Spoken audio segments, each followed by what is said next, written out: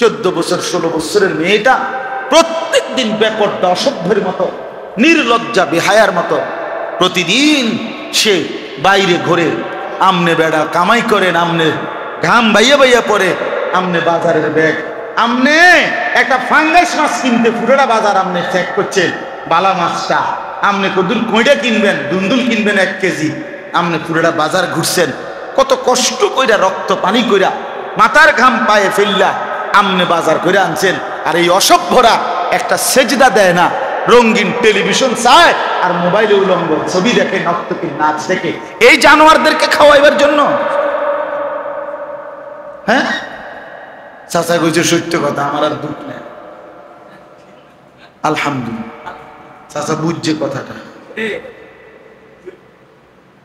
ঠিক সত্য, আলহামদুলিল্লাহ। আল্লাহ আপনারে বরকত দান করুন। বলেন আমি কার জন্য? আরে আমি কার লেগে কষ্ট করলাম? কিরে, একটা ইনসাফ তো থাকা উচিত। বেচারা 28 বছর বিদেশ করে। আমি এবারও দেখছি ভাই, জিদ্দায় গেছি যে, আহারে আমার দেশের মানুষ প্রবাসী 28 বছর বিদেশে। আচ্ছা, একটা লোক যদি 20 বছর বয়সে বিদেশ যাইয়া থাকে, আর যে 28 বছর ওইখানে, তাহলে কত হলো? তাহলে লোকটার আর থাকলো কি জাতির ভাই? হায়াতটা কি রইল? সে তো তার সোনালী জীবনটা শেষ করে দিছে এই রৌদ্র, এই ঘামে কষ্ট করে। বিনিময় আয়সা যদি দেখে স্ত্রীর চরিত্র নাই, ছেলে মেয়ের আখলাক নাই, ফুটে নামাজ পড়ে না, বিবি পর্দা করে না, মেয়ে পড়ে, বেচারার অর্জনটা কোথায়? তার সারাটা জীবনের কষ্টটা, তার সারা জীবনের কষ্টটা কি হলো? তাহলে ইনসাফ সাথে বলে, বলে আল্লাহ আমাদেরকে মাফ করে দেয়। ভাবতে শিখেন। আমি এক কথার ফেরিওয়ালা, সব শুনি, এই কথাগুলোই বলতে চেষ্টা করি, ভাবাইতে চাই, ফেরাইতে চাই। আসলে কি আমাদের হালাত হলো, মানে এক কথায় আমরা এত বেশি দুনিয়ামুখী, সব কিছু, জওয়ান বুড়া, হ্যাঁ, সবাই মিল্লা দুনিয়া, যার আঙ্গিকে দুনিয়া। ফোলাফাইন হয়তো রং তামসায় ব্যস্ত, মোবাইল টোপ লইয়া, আর বয়স্করা এই সুদের টাকা, কিস্তির টাকা, আরো কিভাবে টাকা মিলাইয়া সংসার করে দিয়ে যাইব, হালাল হোক হারাম হোক, কোনো বাজ বিচার নাই। সবাই তো দুনিয়া, সবাই তো দুনিয়া নিয়েই পড়ে আছে। আখেরাত কোথায়? খাট পালং সোফা ফার্নিচার এই নিয়েই ব্যস্ত হইলাম। ছেলের নামাজ, মেয়ের নামাজ, স্ত্রীর পর্দা, ছেলের বউয়ের পর্দা। ওই দেখেন জামাল ভাই, আপনি দেখেন, ওই ছোট বাচ্চা দেখেন, দেখছেন? না না না, তার বাবা হোক, ভাই হোক, কেউ তার হাতে বড় মোবাইল দিয়ে দিছে, এই বাচ্চা ছেলে ভিডিও করতেছে আর অভিভাবক তামসা দেখতেছে। বুঝছেন কেমনে নষ্ট হয়? বুঝছেন? হ্যাঁ, নষ্ট হয় কিভাবে? এই আরে আমনে কোন, আমি কাবা শরীফে আল্লাহর ঘরে তাওয়াফ করে চারিদিকে, এইবারও দেখছি বাপ মা মানে জামাই বউ তাওয়াফ করে, এর দুই পোলাডারে বড় মোবাইলটা দিয়ে বয় দিছে একখান দিয়া, হেইতে 2 হাতে অনবরত গেমস খেলতেছে, মোবাইল টিপতেছে। তারা আল্লাহর ঘরে তাওয়াফ করে, তারা আল্লাহরে রাজি করে, ফোলারে বংশ করে দিছে। তারে কইছে যে তুই এনে, আমি বললাম আমার সাথে তারা যে তারে যেই জিন সোয়ার করে দিছে তার হাতে, আশা করা যায় এরা যদি 2 দিন পরও আইয়া এনে খোঁজে এর তে আড়াইতো না না হেটা যদি শুধু এমবি থাকে, আড়াইটার সম্ভাবনা আছে যদি এমবি না থাকে, ব্যাটারি যদি চার্জ দেয় না, নাইতে হেঁটে আড়াইতো না। তারা তো মেন ওষুধ দিয়ে দিছে, তার হাতে যখন মোবাইল দিয়ে তারা বয় দিছে তে আর আড়াইতো না। এবার 2-4-10 ঘন্টাও আপনারা ঘুরতে পারেন, হেঁটে নষ্ট তে বরবাদ হয়ে যাক, অসুবিধা কি? হারাবেন।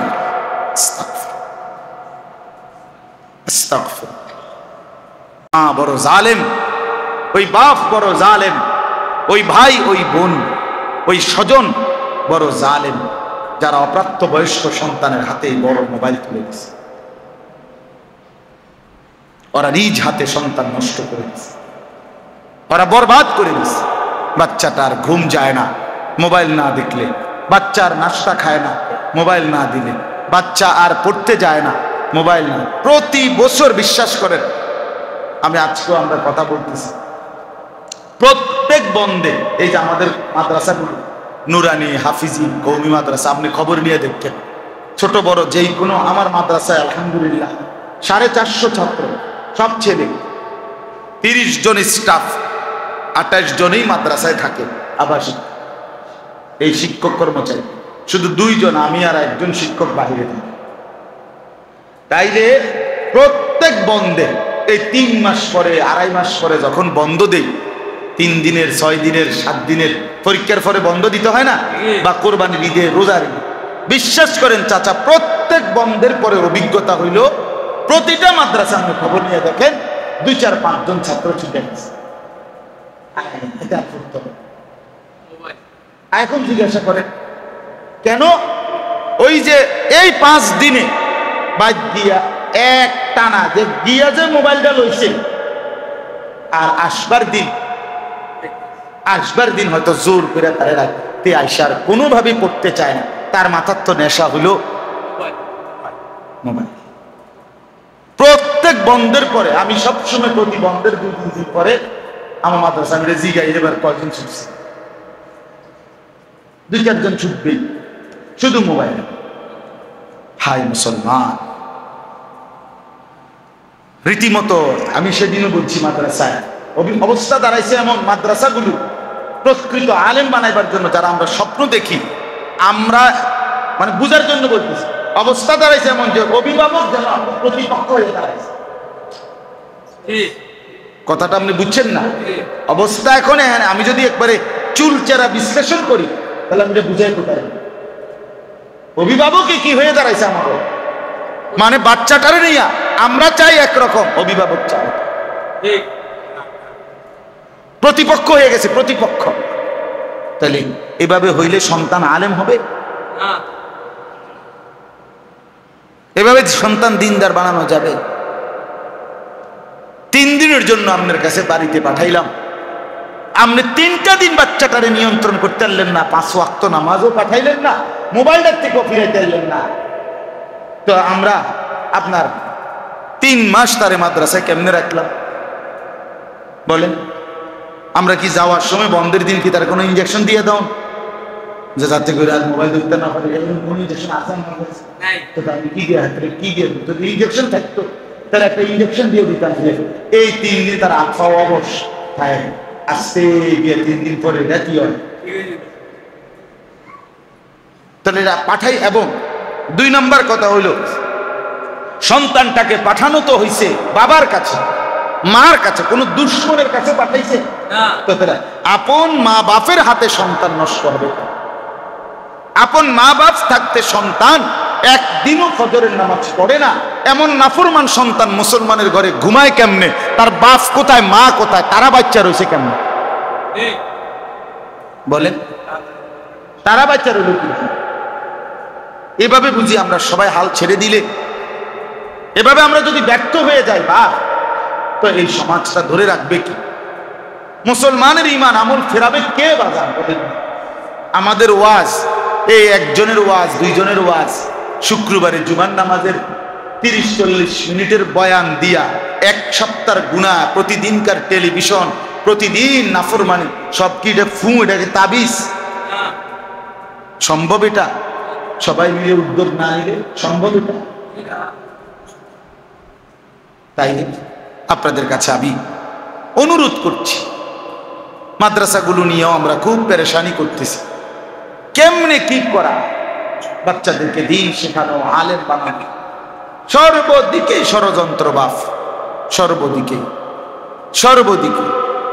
বাচ্চাকে যদি সব সময় খেলার উপকরণ, বাচ্চাটাকে যদি সারাক্ষণ এই আধুনিক প্রযুক্তির এই যন্ত্রপাতি, রাতের 1:30 বাজে মনে করেন আহলাদি বাপ, সে মোবাইল কিনা, আরে ঘড়ি কিনা আছে, হুজুররা জানে এটা ঘড়ি, কিন্তু কিছুদিন আগে টের পাইছে এটা ঘড়ি না, এটা মূলত মোবাইল, এটার ভিতরে মোবাইল আছে।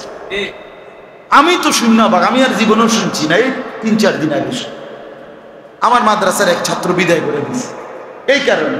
সে রাতের 1:30-2টা বাজে গিয়া পরে ফোলার লন্ডন সাইফার জন্য উঠাইয়া ওই টাইমটা গভীর রাতে বইয়া বইয়া মোবাইল কি দিয়া হাত গুলি। আমাদের সাথে সিসি ক্যামেরা আছে, রোমেও আছে। এই সিসি ক্যামেরায় পরে বুঝছে আমাদের হুজুর নাজিম সাহেব হুজুর কি দেখছেন, কি জঘন্য মানুষ। কেমনি কি করবো কোন, কেমনি কি করবো? এটা তো ফু না বাজান যে ফু দিলাম আর সে আলেম হয়ে গেল, ফু দিলাম তাবিজ দিলাম, এমন কিছু চলেন। আমরা সবাই মিলে ভাবি, সবাই মিলে আল্লাহ তাআলা দ্বীনের উপরে ফিরতে চেষ্টা করেন।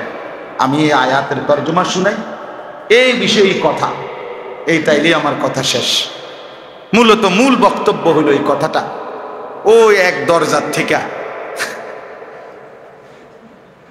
কি হয়েছে, এই সবগুলো কথা হয়েছে আলহামদুলিল্লাহ। হ্যাঁ, মনে নাই এই যে দরজার কথা কইতে গিয়ে জেনে যাতে না বসে, এখান থেকেই কথারে চলে গেছে, অসুবিধা নাই। আমরা আপনাদের কাছে বুঝাইতে চাইলাম, আপনারা যে কয়জন অভিভাবক আছেন, ছেলের বাপ, মেয়ের বাপ, স্ত্রীর স্বামী, আমার বাপ, আপনারা যদি সবাই যত্নবান না হন এই সমাজ টিকবে না। বিশ্বাস করেন না, টিকবে না। ভাত মাছ খাবে, ঘর বেড়ে থাকবে, কিন্তু একদিন মানুষে আর জানোয়ারে পার্থক্য করা যাবে, মানুষে আর হাইওয়ানে কি করা যাবে না, পার্থক্য করা যাবে না। অচিরেই এমন হচ্ছে এবং হয়ে গেছে, মুশকিল হয়ে যাবে, সবার জন্য কষ্টকর হয়ে যাবে। শুধু এই জন্য খাট পালক সোফা ফার্নিচারের দিকে নজর, দ্বীনের দিকে আপনি মজবুতির সাথে নিজে আগে দ্বীনের উপরে ওঠেন, আপনার পরিবারকেও দ্বীনের উপরে তুলুন। কোরআনে আল্লাহ কি বলছে শুনেন, সূরা রোম 21 নম্বর পারা 30 নম্বর সূরা, সূরা রোম।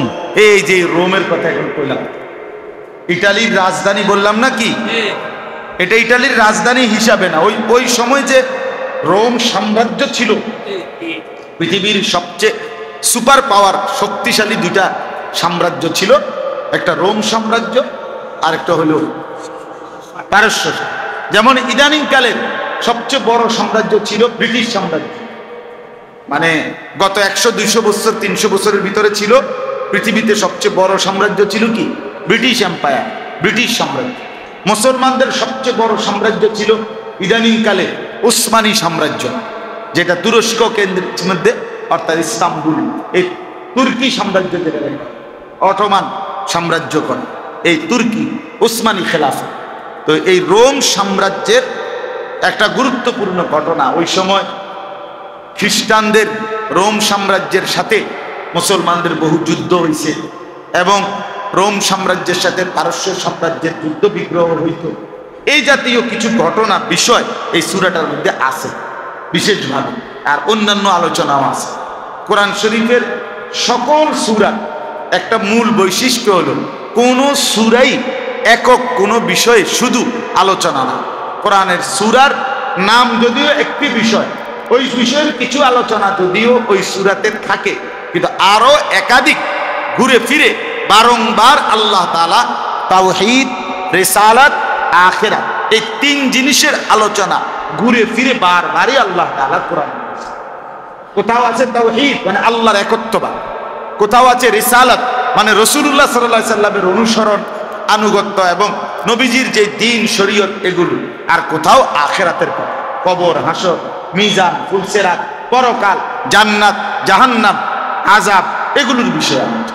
এই আলোচনা আছে কোরআন কারীম সব সূরাতে আছে। তো এই সূরার মধ্যে আল্লাহ তাআলা এই 30 নম্বর আয়াতের আগে শিরকের ব্যাপারে আল্লাহ অনেক কথা বলছেন। শিরক যারা করে আল্লাহ তাআলা অনেকভাবে তাদেরকে বুঝাইছেন যে তোমরা একজন সুস্থ স্বাভাবিক মানুষ যার বিবেক বুদ্ধি বোধ আছে, সে আল্লাহর সাথে কাউকে শিরিক করতে পারে, যে এটা বুঝে যে সব কিছু যিনি নিয়ন্ত্রণ করে, আমি সামান্য মাজার, সামান্য খাজা, সামান্য ডেক দেখছি রে, সামান্য একটা মাছের গাছের আমি কি বানায় নিলাম যে সে আমারে বাচ্চা দিবে, সে আমার প্রয়োজন পূরণ করবে। হ্যাঁ, এটা কি সামান্য বিবেক বুদ্ধি মাথার তার যদি দুই একটাও থাকে তাইলেও তো এই বেটার দ্বারা এটা হওয়ার কথা। সুস্থ স্বাভাবিক বিবেকবান ন্যূনতম আকল দেমাগ যার আছে সে শিরিক করতে পারে। কথা বুঝছেন কিনা? এজন্য শিরক থেকে মুক্ত ঈমান বাধ্যতামূলক, মনে রাখবেন। শিরিক মুক্ত ঈমান চাই। আমনে কালেমা লা ইলাহা ইল্লাল্লাহ মুহাম্মাদুর রাসূলুল্লাহ এটা তো মুখস্থ পারেন, এটা হলো এক কথা, মানে লা ইলাহা ইল্লাল্লাহটা কইতারেন মুখস্থ, এটা হলো একটা বিষয়। কিন্তু আপনার ঈমান আপনার ভিতরে শিরিক মুক্ত হয়ে আছে কিনা এটা কিন্তু ভিন্ন বিষয়। এটা কিন্তু ভিন্ন। আপনি মুখে এটা যদি উচ্চারণ করতে পারেন কিন্তু আপনার অগণিত বিশ্বাসের মধ্যে শিরিক আছে, তাহলে আপনার ঈমানের সমস্যা, আপনার ঈমানের সমস্যা। জবানে, আচরণে, উচ্চারণে শিরিক মুক্ত থাকতে হবে, শিরিক মুক্ত থাকতে হবে। আপনি যে কইলেন মেম্বার সাহেব রে কালকে মেলে বইব, উপরে আল্লাহ নিচে আমনে মেম্বার, আমি ভরসা করিয়া কেয়া 20,000 দিছি, আল্লাহর মধ্যে আরো বিলাইতেছি দিন কেয়া লাগলে টাকা যাক, কিন্তু যেমনি যেমনি কইছি আপনি এমনি লাইন করে দেন। উপরে আল্লাহ নিচে মেম্বার, এখন তাহলে উপরে আল্লাহ কদ্দুর মানে সর্বোচ্চ, আর মেম্বার কয় ফিট উঠছে মানে এটা হিসাবটা কদ্দুর, নিচে মাটির থেকে নিয়ে মেম্বার কদ্দুর 6 ফিট না 5 ফিট, এই পুরাটা আল্লাহরে দিয়া আরে হুদাই 5 ফিটের লেগে কীর্তন মেম্বারে দিছে না, বুঝছেন না কথা? মেয়ের জামাইরে যে কইলেও মেয়ের মা জামাই উর্ফে আল্লাহ নিচে আমনে জামাই রাখে, আমনে জামাই কি কইলে নাকি? এটা কি শিরিক নয়? এ তো শিরিক। নাউযুবিল্লাহ। এর অসংখ্য শব্দ আমাদের আছে, আমাদের জবানের ভুল উচ্চারণ বরবাদ করে দেয়। তো আল্লাহ তাআলা এখানে বলছেন, এই পূর্বে অনেকগুলো আয়াতে আল্লাহ তাআলা তার তাওহীদের, কুদরতের, একত্ববাদের যেগুলো সব আমি করছি এগুলো বুঝাইছে আল্লাহ অনেকগুলো। এত সুন্দর এই সূরার এই কুদরতগুলো। আল্লাহ বলেন, আসমান আমি একাই সৃষ্টি করেছি, জমিন আমি একাই সৃষ্টি করেছি, নারী পুরুষ আমি একাই সৃষ্টি করছি, উভয়ের মধ্যে স্বামী স্ত্রীর বন্ধন এটা আমি করে দিচ্ছি, ভিন্ন ভিন্ন ভাষা আমি দিচ্ছি, ভিন্ন ভিন্ন রং আমি দিচ্ছি, বিভিন্ন সাইজের মানুষ আমি বানাচ্ছি। আল্লাহ বলেন, যেদিকে দেখো আমার কুদরত। কার কুদরত? আল্লাহ। আমি আল্লাহ। যেদার দেখতা হো তু হি, হাজার মে শজার মে তেরে রঙ্গ হে, সব জায়গায় আল্লাহর কুদরত। আল্লাহ বলেন, এই সব কুদরত আমার, অতএব শিরিক করা, আমার সাথে কাউরে তুলনা করা, মিলানো, অন্য কারো দিকে ফেরা, এটা তো পশ্চিম কালেও উচিত না। উচিত কথা বলেন না? উচিত কোনোভাবেই। সুখে কিংবা দুঃখে, আলো কিংবা অন্ধকারে, আনন্দ কিংবা বেদনায়, হাসি কিংবা কান্নায়, সর্বাবস্থায় মুমিন ফিরবে কার দিকে? আল্লাহর দিকে। রব্বুল মাশরিকি ওয়াল মাগরিব লা ইলাহা ইল্লা হুয়া ফাত্তাখিযহু ওয়াকিলা। আল্লাহ বলেন, আমি কিন্তু পূর্ব দিগন্তের রব, পশ্চিম দিগন্তের রব, পূর্ব পশ্চিম চতুর্দিকের রব আমি আল্লাহ। লা ইলাহা ইল্লা হুয়া, আমি ছাড়া আর কোনো ইলাহা নাই। ফাত্তাখিযহু ওয়াকিলা, অতএব সকলেই আল্লাহকেই একমাত্র অভিভাবক বানাও। কাকে? আল্লাহকে। আল্লাহকে, আল্লাহকে বানাও, আল্লাহকেই বানাও। কাজে শিরিক মুক্ত থাকা জরুরি। সর্বাবস্থায় দিল আল্লাহর দিকে ফিরে, ওয়া তাবাত্তাল ইলাইহি তাবতীলা। আল্লাহ বলছে পুরো দিল ঝুঁকায় দাও আমি আল্লাহ। নবীজি বলছেন, উম্মত তোমার স্যান্ডেলের ফিতাও যদি ছিঁড়ে যায়, স্যান্ডেলের ফিতা কাউরে বইল না, আমারে আগে, আল্লাহকে আগে বলো। কাকে আগে বলো? আল্লাহকে। আল্লাহকে। স্যান্ডেলের ফিতা আপনার কাছে মনে হয় সিরা গেলে তেমন কোনো কষ্ট নাই, কিন্তু ওই হজ উমরার মধ্যে মক্কা শরীফ হোটেলে যাইবার সময় অথবা আরাফাতের ময়দানে বা মিনার ময়দানে একবার সময় যদি স্যান্ডেলের ফিতা ছিঁড়া যায় তো বুঝবেন স্যান্ডেল কারে কয়, ফিতা কারে। গরম কাহাকে বলে, উহা কত প্রকার ও কি কি, উদাহরণ সহ বুঝিয়ে দাও। জি জি জি, আমরা এই বছর এইবার হজ্জের সফরে আরাফাতের ময়দানে হজের দিন বিশ্বাস করে কার্পেট বিছাই দিছে বারান্দায়, বাহিরে তাঁবুর বাইরেও কার্পেট দিছে আমাদের তাঁবুর পাশে, এটার উপরে জুতা দিয়ে দাঁড়াইছি। এই মনে 2 মিনিট আরাফাতের দিন খোলা আকাশের নিচে দোয়া করা, এটা একটা সুন্নত আমল। এই 2-3 মিনিট করে করে 3-4 বার আইসি গেছি, মানে মনে হচ্ছে যেন আগুনের গোলা মারতেছে, ফুরে গেছে মনে হয় যেন পাওটা ফুরে গেছে, এত গরম গেছে এবার, এত গরম 52-53, যেখানে আমাদের দেশে 37-36 হইলে সর্বোচ্চ তাপমাত্রা। তো এই জন্য বললাম সর্বাবস্থায় কাকে মনে করা? তো এখানে আল্লাহ বলেন, এবার নবীজিকে আল্লাহ এই পিছনের এই সবগুলো কথা বলে নবীজিকে আল্লাহ বলছেন ফাআকিম ওয়াজহাকা লিদ্দীনি হানিফা। আল্লাহ বলেন নবীকে সম্বোধন করেন, তাফসিরে লিখছে আল্লাহ পাক নবীকে সম্বোধন করে বলছেন, অথবা প্রত্যেক ইমানদারকে বলছেন, একজন একজন করে, একজন একজন করে। আল্লাহ বলছে তোমাকে বলছি, তোমাকে তোমাকে তোমাকে তোমাকে, একজন একজন করে, যে প্রত্যেকেই শুধুই কেবল একনিষ্ঠভাবে নিজের চেহারা, নিজের দিল, নিজের দিমাগ, নিজের জিন্দেগি, নিজের সব কিছু আমি আল্লাহ পক্ষ থেকে মনোনীত যেই দিন, এই ইসলামের দিকে ফিরিয়ে রাখো। ফাআকিম ওয়াজহাকা লিদ্দীনি হানিফা, একনিষ্ঠভাবে শুধুমাত্র আল্লাহর দ্বীনের দিকে নিজেকে ফিরিয়ে রাখো। যা হালাল আমি তাতেই তৃপ্ত, যা আল্লাহ অনুমতি দিয়েছেন আমি তা নিয়েই তৃপ্ত। ফিতরাতাল্লাহিল্লাতী ফাতারান নাসা আলাইহা। আল্লাহ বলেন, এটা সাংঘাতিক কথা, প্রত্যেক মানুষের ভিতরে, কথাটা খেয়াল করেন এই শেষ কথাটা, আল্লাহ বলেন প্রত্যেক মানুষের যে সৃষ্টিগত শরীরটা আমি দিছি, এই সৃষ্টির শরীরটার মধ্যেই আমি সত্তাগতভাবে, সৃষ্টিগতভাবেই ইসলাম মানার, দিন মানার, আমার হুকুম মানার জন্য পূর্ণ যোগ্যতা দিয়েই আমি আল্লাহ তাআলা তাকে সৃষ্টি করেছি। সৃষ্টিগত যোগ্যতা আছে। কোনদিন যদি কুফরির কারণে, শিরিকের কারণে, ভিন্ন পরিবেশের কারণে, বন্ধুদের আড্ডার কারণে, গুনাহের পরিবেশের কারণে, হারামের কারণে বিশ্বাস করেন, যদি কেউ কোনোদিন আপনার এগুলোর থেকে ছুটেও যায়, কিন্তু আল্লাহ পাক তার ভিতরে সৃষ্টিগত যে যোগ্যতা দিন মানার রাখছেন, এটা কখনোই কোনো ব্যক্তির শরীর থেকে ছুটে যায় না। এই জন্য কেউ এমনও হয় 90 বছর পরেও আল্লাহর দ্বীনের দিকে ফিরে আসে।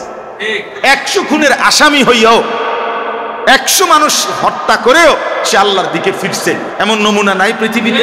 তাহলে বোঝা গেল দিন মানার, ইসলাম মানার যে ফিতরাত আল্লাহ পাক সৃষ্টিগতভাবে দিয়ে দিয়েছে ভিতরে, এটা কোনোদিনই মরে না, এটা কোনোদিন নয়। ফিতরাতাল্লাহিল্লাতী ফাতারান নাসা আলাইহা। আল্লাহ বলেন আল্লাহর ফিতরাত, আল্লাহর চিরন্তন নীতি, সেটা যে আল্লাহ তাআলা এর ভিত্তিতেই প্রতিটা মানুষকে সৃষ্টি করেছেন, অর্থাৎ আল্লাহ এভাবেই প্রত্যেককে বানাইছেন।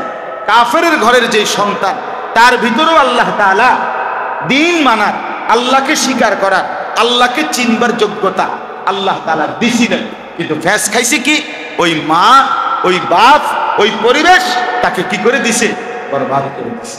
ওইটা যদি সরে যাইতো তার থেকে, তাদের তাহলে তার কাছে হক জাহের হইত।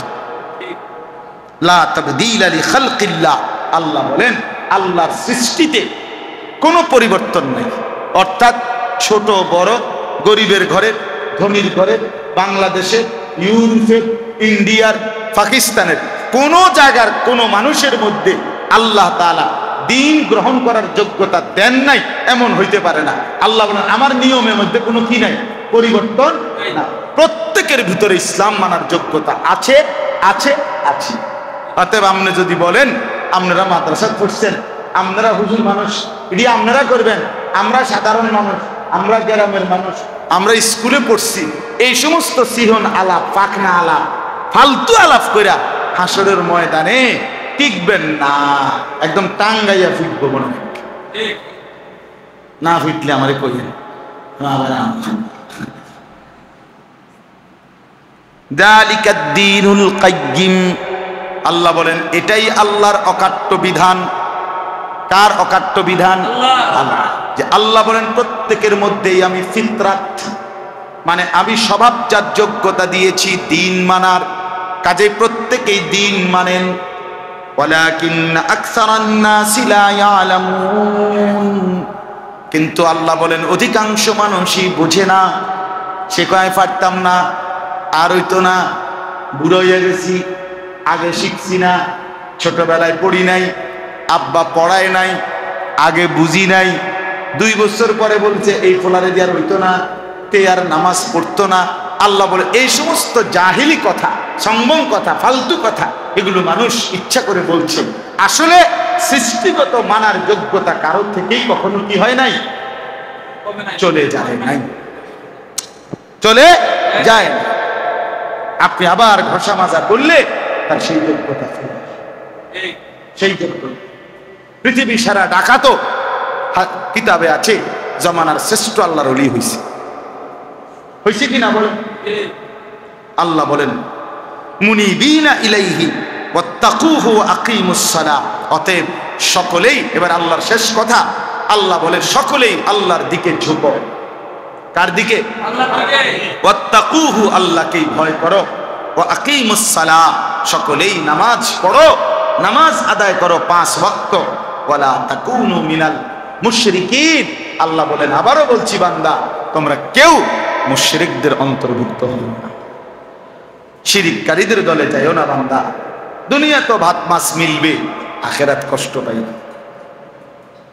আমার ছেলেরা, আমার বাবারা, আমার নওজোয়ান বন্ধুরা যে কয়জন বসছেন সবাইরে বললাম শেষ কথা, বাস শেষ কথা। হ্যাঁ হ্যাঁ ঠিক, মহব্বত করে বলো যে ইনশাআল্লাহ বলো। তার মুরব্বীর দিকে চাইয়ে কও তোমার কি হয়? তোমার দাদা, আল্লাহ কবুল করে।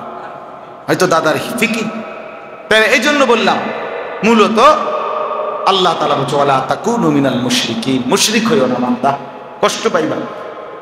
চাচা আপনাদেরকে বলি বাবা, দুনিয়াতে কোনো না কোনো ভাবে ভাত মাছ চাল ডাল, একবেলা শাক দিয়া, একবেলা গোস্ত দিয়া, আরেক বেলা মাছ দিয়া কোনো না কোনো ভাবে জিন্দেগি পার করতেছেন। সুখে হোক দুঃখে হোক চলতেছে জীবন। আখিরাত চলবে না রে বাপ।